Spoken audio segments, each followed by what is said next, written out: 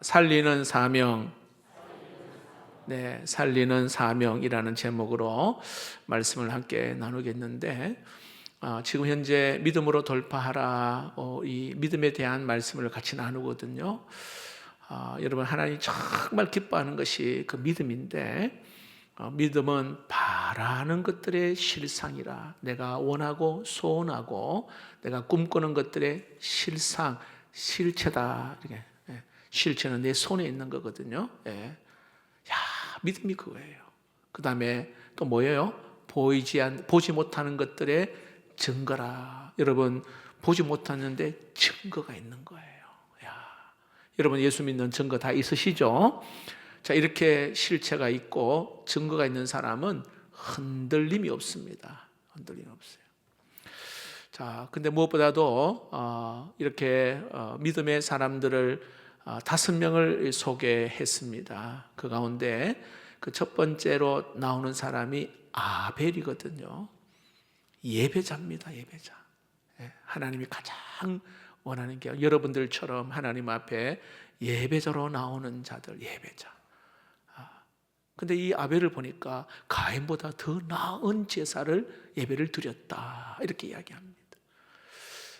보니까 아벨이요, 이미 예배 전에 그 마음이, 그러니까 예배 전에 첫 것을 드릴 그 준비가 되어 있는, 참 제물을 고를 때부터, 예배 전에부터 준비돼.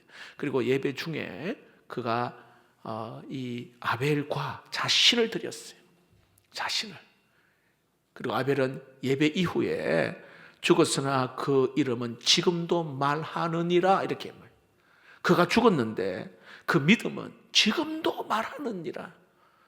예배 이후의 삶도 아벨은 참 귀한 삶이었어요. 자, 두 번째 사람은 에녹이잖아요. 에녹 그러면 하나님과 동행하는 사람. 여러분, 동행은 같은 방향으로 가야 동행할 수 있죠. 그리고 같은 속도로 가야 돼요. 그리고 같은 마음 뜻이 있어야 동행이 가능합니다. 그래서 여러분, 우리가 주님의 마음을 알고 싶다면 여러분, 너무 이렇게 앞서가면 안 돼요. 주님과 동행하기 위해서는 아까 이야기한 대로 방향과 속도와 그 뜻이 맞아야 되는 겁니다. 여러분, 특별히 그냥 반짝하는 이벤트 신앙인이 되지 마시고 늘 주님과 동행하는 삶이 되기를 축복합니다. 세 번째는 노아. 여러분, 노아는 아직 보이지 않는 것에 대한 경고를 들었어요. 경고를 드렸어요. 이제 물로 심판할 것이다. 자, 그런데요, 경외함으로 방주를 준비했어요. 경외. 노아. 시간이 지나도요, 그 경외함을 잃어버리지 않았던 노아. 여러분, 오랜 기간 동안에 누가 방주를 만들 수 있을까요? 누가? 경외함을 잃어버리지 않는 사람이 방주를 만들 수가 있습니다. 네 번째 사람, 아브라함. 여러분, 아브라함은 하나님이 부르실 때에 마음을 다하여 순종한 사람이 아브라함입니다. 그리고 갈 바를 알지 못하고 나간 믿음의 사람 아브라함. 하나님이 다 보여주고 가라 한 것이 아니에요. 떠나면 보여주겠다. 갈 바를 알지 못하고 나갔던 믿음. 우리는 영적인 소경이잖아요. 그래서 하루하루 매일매일 하나님의 인도하심을 받아야 될 자들입니다. 하나님이 앞에 것들을 다 알려주시고 보게 다 보여주시고 그런 게 아니에요. 매일 일용할 양식을 먹는 것처럼 매일 하나님, 오늘도 하나님의 뜻을 또 알고 깨닫기를 원합니다. 주님, 한 걸음 한 걸음 한 걸음 가다 보면 나중에 마침내 가나안 땅에 도착하게 되는 겁니다. 여러분, 때를 따라 도우시는 은혜, 날마다 공급하시는 하나님의 은혜를 여러분 사모하는 은혜가 있기를 축복합니다. 아브라함이 또 뭐 있냐면요, 장막에 있으면서 그는 저 영원한 성을 바라보고요, 믿음을 전수했던 자가 아브라함입니다. 영원한 하나님 나라 천국을 소망했던 아브라함, 그리고는요 그가 이렇게 믿음을 이삭과 손자 야곱에게 믿음을 전수했던 아브라함. 오늘 아침에 사라에 대하여 함께 나누었거든요. 근데 사라는요 처음부터 믿음의 사람이 아니었어요. 사라는 지극히 현실주의자였습니다. 우리의 모습과 거의 비슷합니다. 근데 하나님은요 그 긴 시간 동안에 그 사라를 믿음의 사람으로 하나님이 바꾸어 주셔요. 결정적인 사건이 천사가 아브라함의 그 장막에 있을 때에, 여러분 그 자리에는 사라는 현장이 없었어요. 그렇죠? 그리고 장막 뒤에 이 사라가 있었단 말입니다. 아들을 낳을 것이요 했을 때 그 사라는 속으로 웃어버렸어요. 그리고는 혼잣말로 나는 노쇠하고 그리고 내 남편은 나이가 늙었는데 무슨 즐거움이 있습니까? 자, 속으로 그렇게 했단 말이에요. 근데 하나님은요 속으로 웃는 것을 알고 계셨고 혼잣말로 하는 것도 하나님이 듣고 계셨다 말합니다. 이게 사라가 하나님이 어떠한 하나님이신지를 그는 알고 나서부터 약속하신 그 하나님은 정말로 신실하신 하나님을 알므로 그에게 믿음이 들어왔어요. 믿음이. 현실주의자가, 이성주의자가 이렇게 믿음의 사람이 되었습니다. 오늘 여러분 나에게도 정말 하나님이 믿음의 사람으로 바꾸시는 은혜가 있기를 축복합니다. 그래서 우리 하나님은 우리의 모든 상황을 다 아셔요. 나의 아픔, 고통, 나의 어떤 그런 병듦, 나의 어떤 억울함, 나의 신음의 소리, 하나님이 아셔요. 저 바다 끝에 그 알지라도 주님 알고 계셔요. 시편 139편 1절에서 10절 너무 귀한 말씀이거든요. 아신다 계속 이야기하셔요. 한번 읽어봅시다. 시작. 여호와여 주께서 나를 살펴보셨으므로 나를 아시나이다. 주께서 내가 앉고 일어섬을 아시고 멀리서도 나의 생각을 밝히 아시오며 나의 모든 길과 내가 눕는 것을 살펴보셨으므로 나의 모든 행위를 익히 아시오니 여호와여 내 혀의 말을 알지 못하시는 것이 하나도 없으시니이다. 주께서 나의 앞뒤를 둘러싸시고 내게 안수하셨나이다. 이제 내게 기한이 높아서 내가 능히 미치지 못하나이다. 내가 주의 영을 떠나 어디로 가며 주의 앞에서 어디로 피하리까? 내가 하늘에 올라갈지라도 거기 계시며 수월에 내 자리를 펼치라도 거기 계시니이다. 내가 새벽 날개를 치며 바다 끝에 가서 거주할지라도 거기서도 주의 손이 나를 인도하시며 주의 오른손이 나를 붙드시리이다. 할렐루야. 네, 주의 손이 나를 붙드시리이다.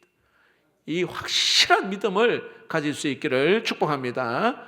하나님은 참으로 놀라우신 분입니다. 신실하신 하나님이신 줄로 믿습니다. 자, 오늘 계속해서 이 사도행전에 여러분 특별한 만남을 가진 오늘 사울이 바울이 되었어요. 다메섹 도상에서 부활하신 주님을 만났잖아요. 바나바도 만났고요, 아나니아도 만났고, 하나님이 그 인생을 바꾸어서 전도자로 하나님이 바울을 사용하십니다. 바울과 실라가 2차 전도 여행 저 마게도냐 환상을 보는 빌립보로 갔어. 그렇죠? 루디아도 만나고, 지난주에 아니 거기서 저기 귀신 들린 한 여종을 고쳐주었단 말이에요. 자, 여러분 귀신에 묶여 있는 사람을 고쳐주면 얼마나 참 감사한 일이고 박수칠 일이고 좋은 일이에요. 그런데 고소를 당합니다. 감옥에 gat습니다. 그리고 비난받습니다. 매를 맞습니다. 돌아오는 게 그거였어요. 여러분 정말 우리가 내가 참 한다고 열심히 했는데 돌아오는 게 이런 것이라면 불평하고 원망할 수가 있을 수 있어요. 하나님 왜 이러십니까? 한숨 쉴 수도 있어요. 생각지도 못한 일을 만나면 너무 정말 하나님 앞에 넋두리 할 수도 있을 것 같아요. 하지만 그는 그 깊은 감옥에서 여기 바울과 실라는 기도하고 찬송했습니다. 다시 말합니다. 참된 예배자의 모습을 가지게 됩니다. 참된 예배자, 기도하고 찬송하는 것. 상황과 형편 상관없이 예배자로 나아가고 그 예배를 빼앗기지 않았다는 것. 하나님을 바라봅니다. 또 하나님 앞에 소망 가운데 있습니다. 여러분, 그러기에 하나님이 주시는 그에게는 자유함이 있었어요. 그리고 몸은 묶여 있지만 그 영은 자유했음을 알 수가 있습니다. 여러분, 혹시 내가 생각하고 계획했던 거, 또 때로는 다른 어떤 상황이 펼쳐져도 그 사람 때문에, 그 일 때문에, 그 사건 때문에 여러분 원망불평하지 않기를 축복합니다. 모든 것이 하나님의 절대 주권과 하나님의 다스림 속에 있다는 것을 믿고 변함없이 기도와 찬송의 삶이 되기를 주의 이름으로 축복합니다. 자, 26절을 한번 보시면 그날 밤에 여기 감옥 안에서 기도와 찬송을 하는데 예배자로 있을 때에 갑자기 지진이 여기 일어나게 됩니다. 옥토가 흔들립니다. 문 빗장이 열리고 여기 보니까 쇠사슬이 묶였던 것이 여기 풀어지게 됩니다. 철저하게 지켰던 그 감옥 문이 열려지게 됨을 봅니다. 언제입니까? 찬송하고 기도할 때. 여러분, 예배 자리에 나오는 거 얼마나 귀한 자리인지 몰라요. 새벽 예배 오는 거 너무 귀한 자리예요. 우습게 생각하면 안 돼요. 예배 그리고 기도. 여러분, 이 저녁에 좀 더 쉬고 싶고, 그렇죠? 하루 종일 일하고 일주일 일하고. 하나님, 그런데 하나님 그 예배를 너무 기뻐 받으셔요. 우리의 기도를 하나님이 들으시는 하나님. 이 말은요, 너가 나를 신뢰하고 나를 정말 믿고 나를 높이는구나. 이게 예배입니다. 자, 이 군대가 철저하게 견고하게 이들을 지켰단 말입니다. 그러나 하나님의 군대가 밀고 올 때는요, 그 누구도 감당치 못함을 믿으시기를 축복합니다. 여러분, 우리는 상황에 매이지 말고 찬송과 기도로 문제가 있고 어려움이 있고 장애물이 있을 때는요, 무조건 하나님의 전으로 달려나와 무조건 예배의 성공자가 되기를 바라고요, 기도가 열려지는 은혜가 있기를 축복합니다. 아무리 어려운 환경이 있고 아무리 상대방이 정말 날카로운 칼을 들고 나를 공격하는 그런 일이 있다 하더라도 찬양하고 기도한다는 것은 여러분 영적 깃발을 드는 줄로 믿습니다. 힘차게 찬양하고, 아니 또 어떨 때는 찬양도 잘 안 돼요. 기도 잘 안 돼요. 너무 데미지가 심하니까, 너무 상처가 많으니까 찬양도 안 되고 기도도 안 돼요. 그래도 여러분, 하나님의 전에 나오고 골방에 나오고 예배 나오다 보면요, 찬양하다 보면 성령이 우리의 마음을 만져 회복시켜 주실 줄로 믿습니다. 찬양과 기도에는요, 큰 위력이 있음을 오늘 말씀하잖아요. 어둠의 생각이 떠나가고 감사와 긍정의 마음을 주시는 줄로 믿습니다. 26절 말씀에 이렇게 말합니다. 읽어봅시다. 시작. 모든 사람의 매인 것이 다 벗어진지라. 할렐루야. 찬양하고 기도할 때에 그 매였던 것들이 벗어졌다. 자, 그런데 여기서 우리는 너무 빨리 결론을 내려서는 안 된다는 것을 제가 말씀을 드리고 싶은 거예요. 자, 보세요. 감옥에서 찬양하고 기도하고 하나님이요, 이게 쇠사슬도 풀고 감옥문도 열리게 하시고 그러면 끝!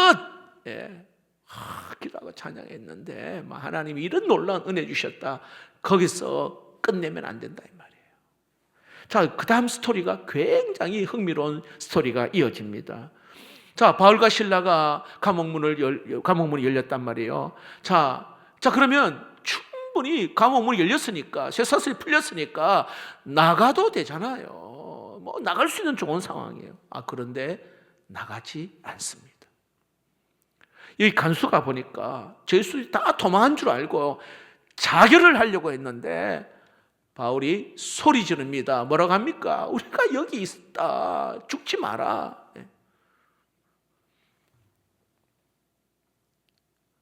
도망가지 않았으니까 안심하라. 오늘 바울이 그 이야기예요. 여러분 놀라운 일이 아닙니까? 감옥에 갇혀 있고 그리고 깊은 감옥에 매맞고 그럼 감옥 문이 열리면 도망가든지 나가야 되는데 그러지 않았어요. 여러분 고난이 오면 우리는 흔히 기도 제목이 그러잖아요. 어려우면 하나님 빨리 이 고난을 지나가게 해주십시오.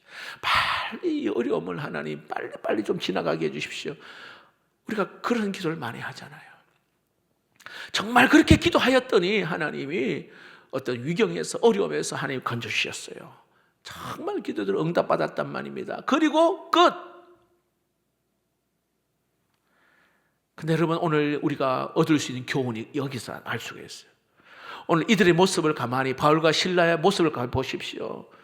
자, 감옥문이 열렸습니다. 그런데 나아가지 않아요. 바울과 실라의 관심은 다른 데 있는 거예요. 뭐죠? 오히려 거기에 이 간수에게 복음을 전합니다.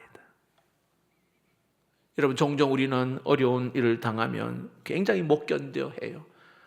내가 무슨 잘못이 있길래 하나님 나에게 이런 문제를 어려움을 주십니까? 하나님도 무심하시지.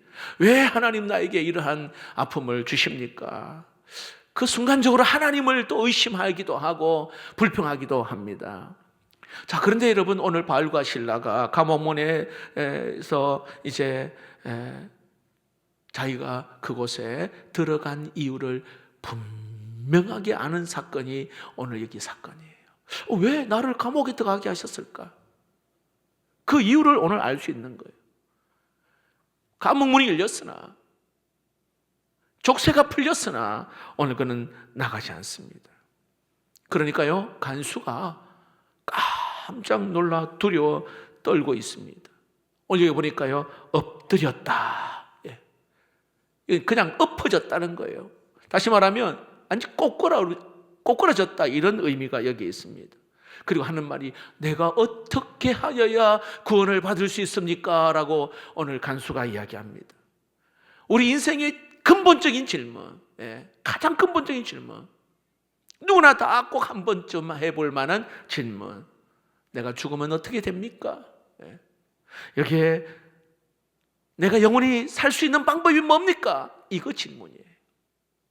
오늘 그 질문을 간수가 합니다.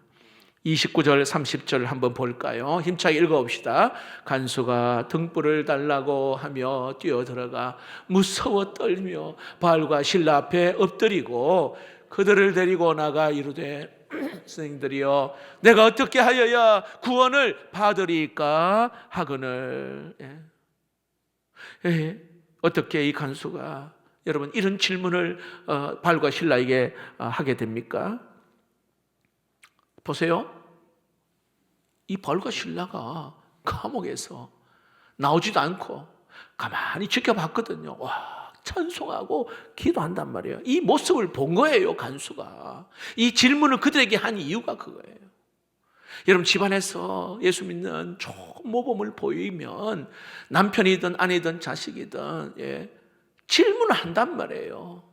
참 신실하게 엄마 아빠가 예수 잘 믿는 할아버지 할머니 믿는 모습을 보고는요 질문해요. 어떻게 저게 가능한 일일까? 어떻게? 분명히 화낼 일이고 분명히 진짜 어려운 일인데 오히려 의연하게 오히려 기도하고 참고 기다리고 말도 예쁘게 하고 부드럽게 하고 어떻게 저게 가능할 것이냐는 거예요. 오늘 이들도 마찬가지입니다. 아니 도대체 저 사람이 믿는 하나님이 어떤 분인가? 저렇게 매를 맞으면서도 찬송하고 기도하는 오늘 이 모습을 보니까 도망가지도 않고 도대체 이게 어디에서 이런 모습이 나오겠는지 한 분입니다. 여러분 대부분의 세상 사람들은 서바이벌 생존이잖아요.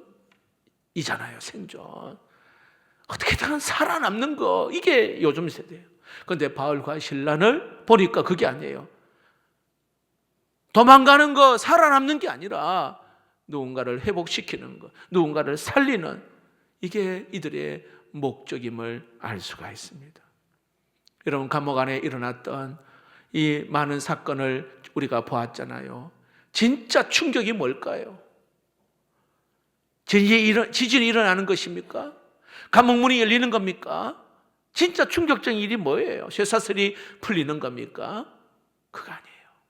더 충격적인 것은 바울과 실라의 인격, 성품, 매 맞은데도 찬양하는 것, 억울한 이 일인데도 그는 낙심하지 않는 것, 바울과 실라의 이러한 아름다운 인격과 이 인품, 간수의 마음을 뒤흔들어 버렸어요. 간수는 내가 어떻게 하여야 구원을 받을 수 있습니까? 질문합니다. 자, 이때 여러분, 바울이요, 기가 막힌 말을 하잖아요. 예수를 믿어라. 예? 예수를 믿어라. 그리하면 너와 내 집이 구원을 받으리라. 예? 아니, 보니까 자세히 보니까요, 보세요. 간수에게만 말하는 게 아니라 주 예수를 믿어라. 그리하면 뭐예요?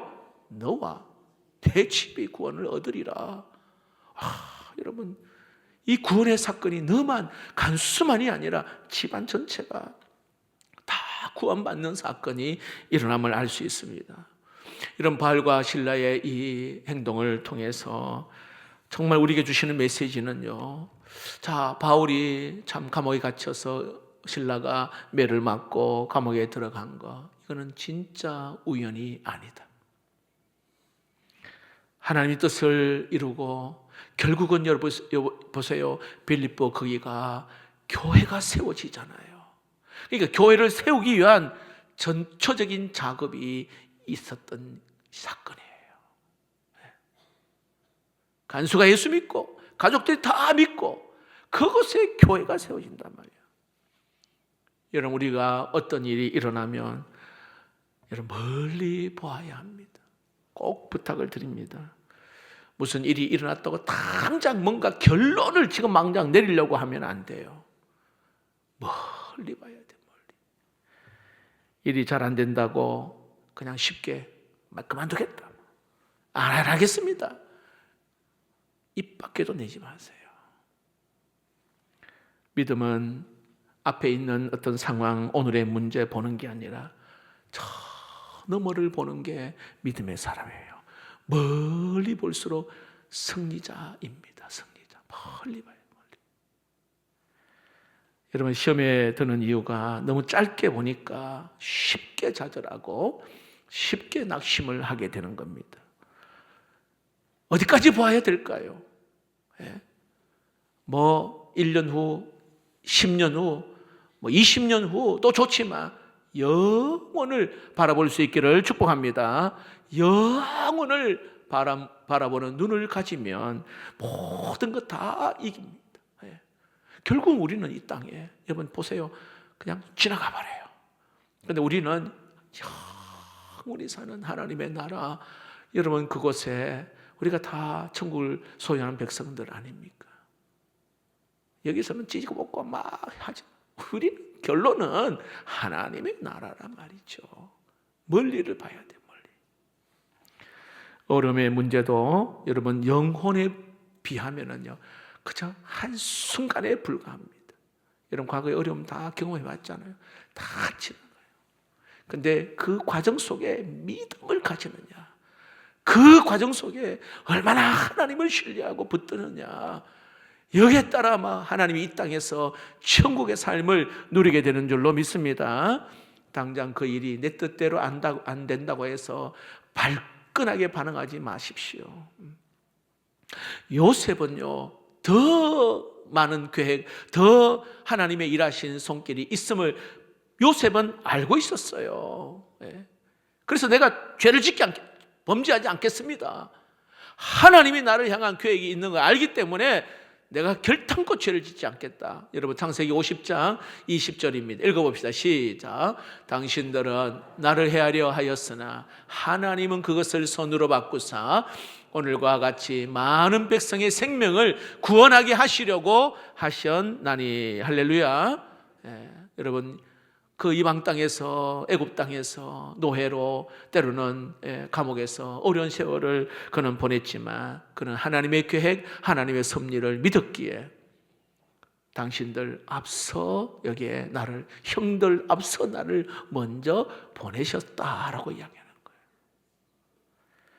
거예요. 하나님이 저와 여러분을요, 우리 예수 믿지 않는 가족들이나 내 주변의 사람 앞서 이 창문 땅에 보내시고 우리에게 할 일이 있게 하셔서 오늘도 그 일을 계속해서 하게 하시는 줄로 믿습니다. 영적 안목을 하나님 우리에게 주셔서 보게 하시고 깨닫게 하시고 그리고 순종하게 하시고 열매 맺는 은혜가 있기를 축복합니다. 그러므로 여러분 우리 삶 속에 어떤 일이 일어나든 간에 빨리 결론을 내리지 마십시오. 자, 예를 들어 쉽게 설명하면 농부가 씨를 뿌렸단 말이에요. 기다려야 돼.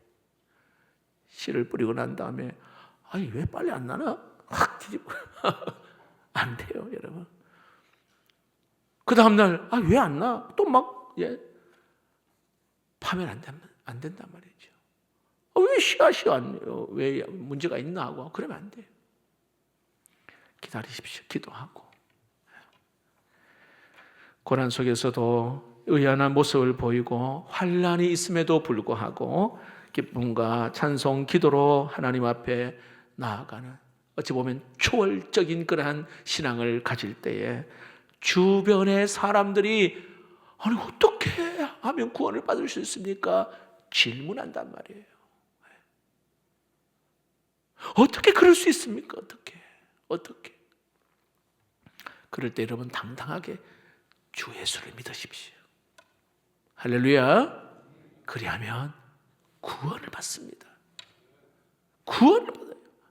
어떻게 하면 구원을 받을 수 있습니까? 예수를 믿으십시오. 그러면 그 가정 너와 너 집이 구원을 얻습니다. 그렇게 우리가 자신 있게 당당하게 이야기할 수 있어야 돼요. 32절 볼까요? 32절에 읽어봅시다. 시작. 주의 말씀을 그 사람과 그 집에 있는 모든 사람에게 전하더라. 자, 그리고 33절 이어서 34절 읽어봅시다. 시작. 그 밤 그 시각에 간수가 그들을 데려다가 그 맞은 자리를 씻어주고 자기와 그 온 가족이 다 세례를 받은 후 그들을 데리고 자기 집에 올라가서 음식을 차려주고 그와 온 집안이 하나님을 믿음으로 크게 기뻐하니라. 아멘. 자, 보세요. 만약에 바울과 실라가 감옥에 들어가지 않았더라면 이런 일이 없겠죠. 바울과 실라가 감옥에서 옥문이 열리고 그냥 나가버리면은 아무 일도 일어나지 않은 거예요. 여러분 이런 모습이 어떻게 가능한가? 바로 살리고자 하는 그 사명에 딱 초점이 맞춰져 있는 거예요. 여러분 오늘 여러분들의 인생에 삶의 목적, 살리는 사명을 꼭 가질 수 있기를 축복합니다. 하나님이 너무 기뻐하셔요. 다 책임지십니다. 살리는 사명에 초점을 맞춰 보십시오. 보세요, 여러분. 처음에 이 바울과 실라가 비두니아로 가기로 애를 썼단 말이에요. 그런데 성령이 막으셨어요.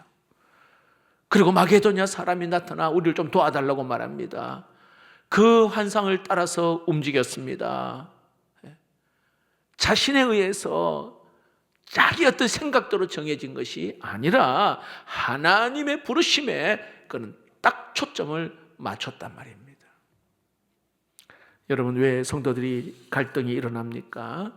자신의 뜻, 자신의 그런 목표가 너무 강하기 때문에 갈등이 일어나요.